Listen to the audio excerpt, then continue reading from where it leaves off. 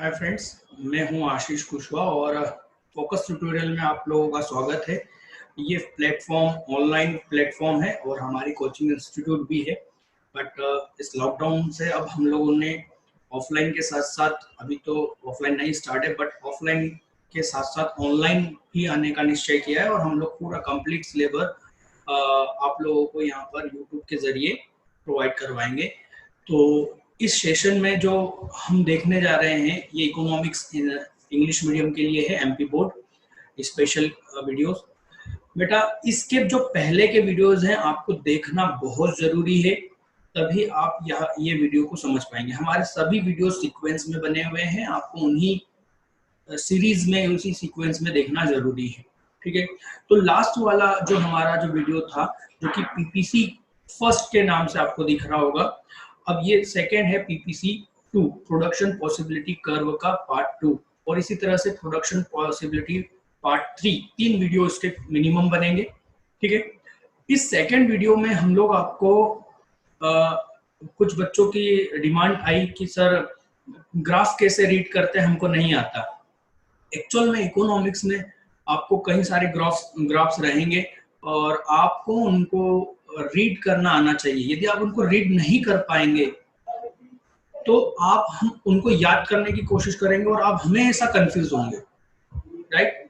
तो इसको हमको पहले समझना है कि ग्राफ कैसे रीड किया जाए, उसको कैसे पढ़ा जाए। तो जब हम इस तरह से करेंगे तो हमें बहुत आसानी होगी। तो इस आज के पार्ट में मैं ज्यादा नहीं, थोड़ी सी चीजें बहुत जरूरी जो कि आगे आपको काम आएगी, हमको आज वो देखना है। ठीक है, तो हम देखते हैं कि ग्राफ किस तरीके से रीड किए जाए, उनका कैसे मीनिंग निकाला जाए। ठीक है, तो बच्चों ये है एक ग्राफ जो कि मैंने ड्रॉ करा है ना। आप इसको चीज को समझिएगा, ग्राफ 2 वेरिएबल के बीच में बना है ना, ए और बी। वेरिएबल का मतलब क्या होता है, जिसकी वैल्यूज क्या होती है, चेंज हो सकती है, उसको हम क्या कहेंगे, वेरिएबल। जब हम इस तरह का ग्राफ हमारे सामने आता है, ये पहले बनता कैसे, ये देखिए। जैसे मैं यहाँ पर था ओरिजिन पर 0 पे, तो मैं एक पॉइंट इंक्रीज यदि ए में इंक्रीज करता हूँ तो बी में भी मेरे को सेम उतना ही इंक्रीजमेंट मिलता है, इंक्रीज होता है। याद रखो, ए को इंक्रीज करता हूं तो बी भी इंक्रीज होता है, राइट। तो जब इस तरह का रिलेशन होता है कि किसी एक वेरिएबल को आप बढ़ाते हैं या कम करते हैं, तो दूसरे में भी सेम उसी डायरेक्शन में चेंजेस आता है, तो हम उसको क्या कहेंगे, डायरेक्ट रिलेशन से। ए को इंक्रीज कर रहा हूं तो बी में भी इंक्रीज हो रहा है, राइट। और ए को डिक्रीज करूंगा तो बी भी डिक्रीज होगा, तो हम इसको क्या कहेंगे, डायरेक्ट रिलेशनशिप।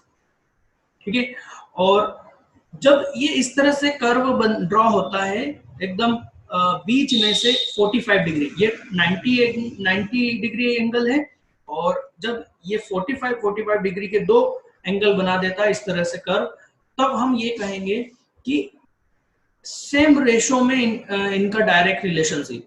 मतलब कि जब मैं इसमें 10 इंक्रीज करूंगा तो बी में भी हमको 10 पॉइंट का ही इंक्रीजमेंट मिलेगा, इसमें 10 पॉइंट को डिक्रीज करूंगा तो बी में भी हमें 10 पॉइंट का डिक्रीज मिलेगा। ठीक, तो इस तरह से ग्राफ क्या शो करता है, डायरेक्ट रिलेशनशिप। ये इसलिए पढ़ा रहा हूं बेटा क्योंकि पूरे इकोनॉमिक्स में ग्राफ बहुत सारे हैं, बार बार हम उन ग्राफ्स को नहीं एक्सप्लेन करेंगे, आपको बस देखते से पहचान जाएंगे, ये इसलिए हमें यहाँ समझना जरूरी है। ठीक है, और याद करने की जरूरत नहीं पड़ेगी फिर आपको। ठीक, तो ये क्या हो गया, डायरेक्ट रिलेशनशिप। और ये स्ट्रेट लाइन 45 डिग्री एंगल क्या शो कर रहा है कि इक्वल रेशो इंक्रीजमेंट है, इसमें जितना मैं परसेंटेज का इंक्रीज करूंगा उतना ही परसेंटेज आपको यहाँ पर बी में भी इंक्रीज होगा। ठीक, सेकेंड, जब ये इस तरह से लाइन नीचे की तरफ आएगी तो क्या होगा, इसका मतलब है कि जब मैं ए, मान लीजिए यहाँ पर ए है, यहाँ बी है, तो मैं ए में इंक्रीज करता हूं तो बी में क्या होता है, डिक्रीज। तो ये क्या हो गया, इनवर्स, उल्टा, है ना। तो ए में इंक्रीज करता हूं तो बी में डिक्रीज होता है, या ए को मैं रिड्यूस करूंगा तो बी इंक्रीज होगा, तो इसको क्या कहेंगे, इनवर्स रिलेशनशिप। जब कर्व ऊपर से नीचे की तरफ आता है तो वो इनवर्स रिलेशनशिप, जैसे कि ये ये, और जब ये भी है, ये भी नीचे की तरफ ही आ रहा है इस तरह से, ठीक है।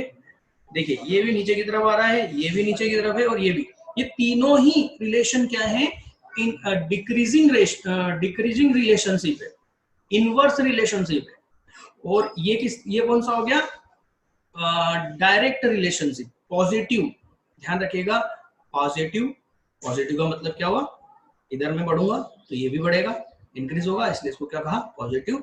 डायरेक्ट मतलब ये इसके साथ में डायरेक्ट जुड़ा हुआ है, एक दोनों की जो डायरेक्शन है वो सेम है, इंक्रीजिंग, इसलिए इसको डायरेक्ट रिलेशन कहा है, पॉजिटिव, राइट।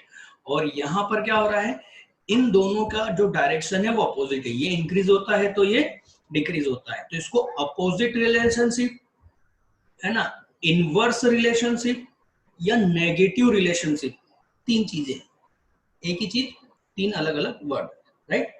ये तीनों ही डिक्रीजिंग है ना, बट शेप अलग अलग है। तो ये शेप क्यों और कैसे बनते हैं ये आपको अभी आगे वीडियो में क्लियर होगा, ठीक है। मैंने अभी आपको कहा कि जब सेम रेशो में चेंजेस आता है, इधर भी 10 का तो इधर भी 10 का, तो ये डायरेक्ट ऐसी लाइन, स्ट्रेट लाइन बनती है।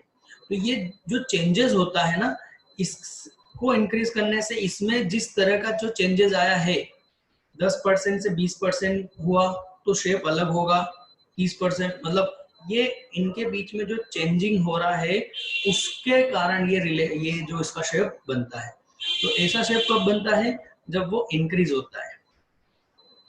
वो आगे के वीडियो में आपको क्लियर हो रहा है, मतलब इसी वीडियो में आप देखिए, मैं आगे आपको एक्सप्लेन कर रहा हूँ, ठीक है। तो अब हम आते हैं हमारे टॉपिक पे, जो कि हमारा था पीपीसी।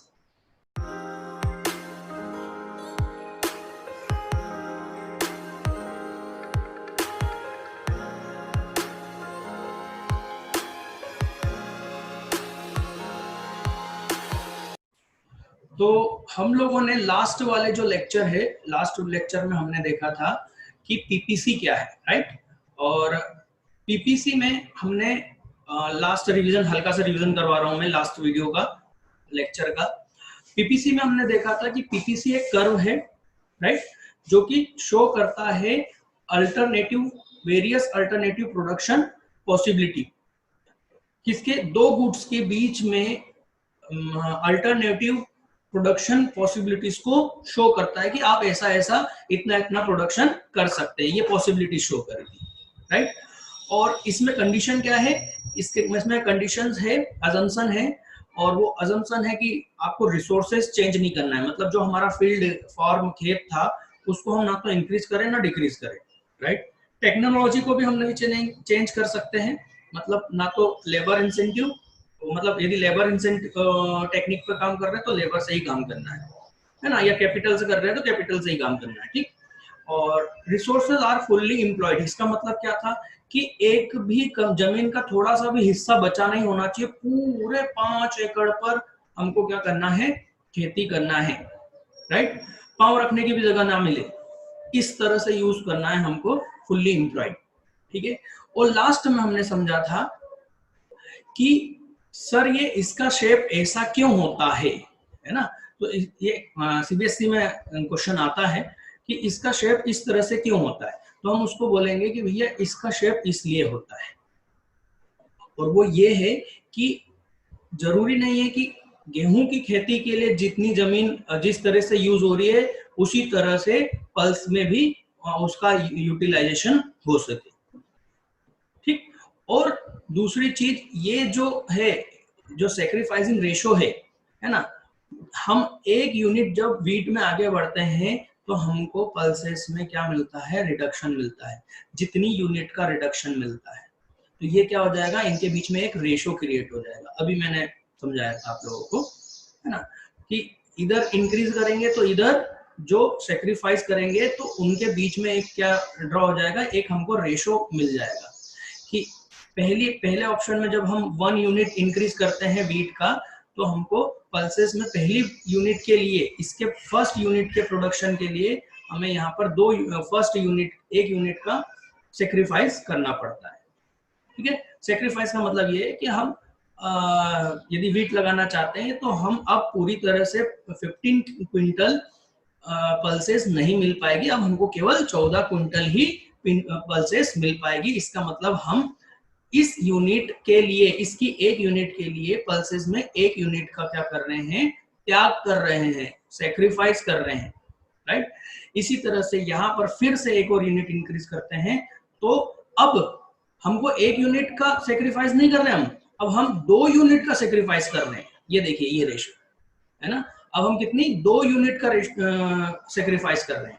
फिर जब हम इसमें एक और यूनिट आगे बढ़ते हैं, मतलब हम अब टोटल 3 क्विंटल चाहते हैं, बट हम सेकेंड यूनिट से थर्ड यूनिट पे आते हैं, मतलब 3 क्विंटल हम वीट चाहते हैं, तो अब हमें यहां से यहां तक का सेक्रीफाइस करना पड़ रहा है। मतलब कि जब हम 2 क्विंटल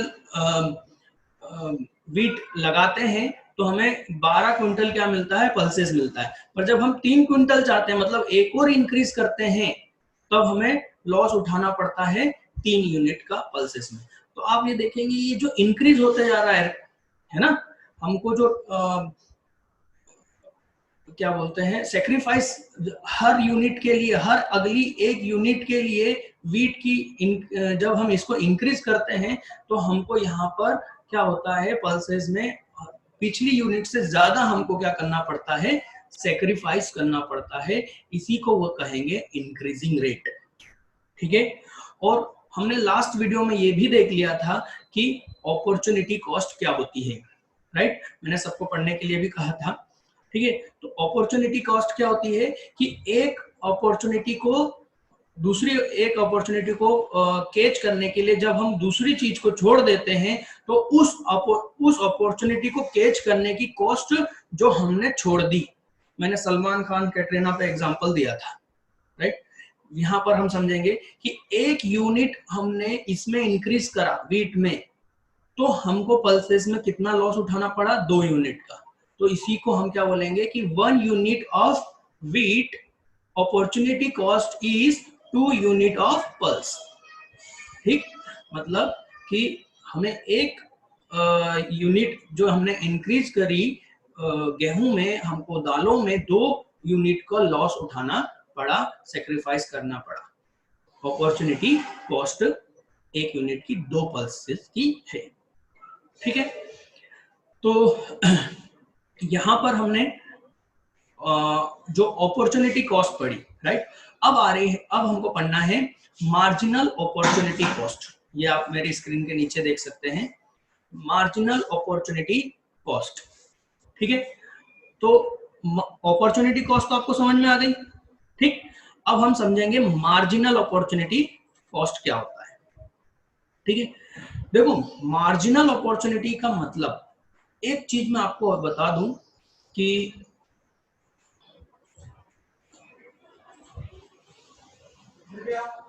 एक चीज मैं आपको बताना चाहूंगा बेटा, मार्जिनल, ये जो मार्जिनल लिखा हुआ है ना इकोनॉमिक्स में, मार्जिनल शब्द आपको इतना परेशान करेगा, आप कंफ्यूज हो जाएंगे कि अरे इसमें भी मार्जिनल, उसमें भी मार्जिनल, हर जगह। अभी तो ये चैप्टर चालू हुआ है, और चैप्टर चालू होते से ये जो आप यहाँ पर देखेंगे, ये जो मार्जिनल वर्ड आया है, ये इसी तरह से आगे भी हर चीज में मार्जिनल लग जाएगा। देखिए अभी अपॉर्चुनिटी के सामने क्या लग गया, अपॉर्चुनिटी कॉस्ट के सामने क्या लग गया, मार्जिनल। ऐसे आप आगे चैप्टर जब पढ़ेंगे तो ये बहुत परेशान करेगा, और बच्चे बहुत ज्यादा परेशान हो जाते हैं, कंफ्यूज हो जाते हैं, राइट। और मेरे स्टूडेंट के साथ में ऐसा नहीं होता है, क्योंकि मैं इस मार्जिनल को एक्सप्लेन कर देता हूं कि ये है क्या, ठीक है। तो ध्यान से सुनिएगा, क्योंकि कई बार यूज होने वाला है ना, और हम उस वक्त इसको एक्सप्लेन नहीं कर पाएंगे। मार्जिनल का मतलब समझना है, हम अपॉर्चुनिटी कॉस्ट की बात नहीं कर रहे हैं, हम सिर्फ मार्जिनल का मतलब समझ रहे हैं, ठीक है। मार्जिनल का मतलब होता है, जब आपको देखना होगा है ना, कुछ भी हो सकता है यहाँ पर, है ना, जब भी हम किसी एक वेरिएबल में एक और इंक्रीज करते हैं, जब भी हम किसी 2 वेरिएबल के बीच में रिलेशन देख रहे हैं और एक वेरिएबल में हम क्या करते हैं, एक और कदम आगे बढ़ते हैं, एक और पॉइंट इंक्रीज करते हैं, तो उसका इफेक्ट दूसरे वेरिएबल पर क्या होता है, इसी रिलेशन को मार्जिनल कहा गया है। सर आपने तो अभी यहां बोला था कि वो तो सेक्रीफाइस होता है, ये सेक्रीफाइस वाली बात मैंने किसमें कही, ये हमारे अभी पीपीसी में चल रही है बात, ठीक, किसी में सेक्रीफाइस होगा, किसी में इंक्रीज होगा, है ना। तो मार्जिनल शब्द का मतलब ये हुआ कि जब हम एक यूनिट इंक्रीज करेंगे, एक और आगे कदम बढ़ाएंगे किसी एक वेरिएबल में, तो उसका दूसरे वेरिएबल पर क्या प्रभाव पड़ता है, ये हमको देखना जरूरी है, ठीक। जब हम इसको इस तरह से देखते हैं कि दूसरे पर क्या इसका इफेक्ट पड़ता है, तो हम उसको बोलते हैं मार्जिनल, ठीक है। अब जरा इस डेफिनेशन को मैं रीड करता हूं कि अब देखिए, अब मार्जिनल अपॉर्चुनिटी कॉस्ट किस तरह से इसकी डेफिनेशन बनेगी, रट्टा मारने की जरूरत ना पड़े इसलिए मैं सिर्फ शब्दों को समझा रहा हूं। देखिए, the marginal opportunity cost is the rate, अभी बता दिया है ना, क्या है, एक रेट है वो, है ना, किस इंक्रीज हो रहा है कि डिक्रीज हो रहा है ना, इंक्रीजिंग रेट है, डिक्रीजिंग रेट है, right, is a rate which quantity of output of one commodity, किसी भी चीज की आउटपुट ऑफ, ये क्या हो रहा है, ये आउटपुट है, ये जो प्रोडक्शन है इसको हम क्या बोलेंगे, आउटपुट, ठीक है।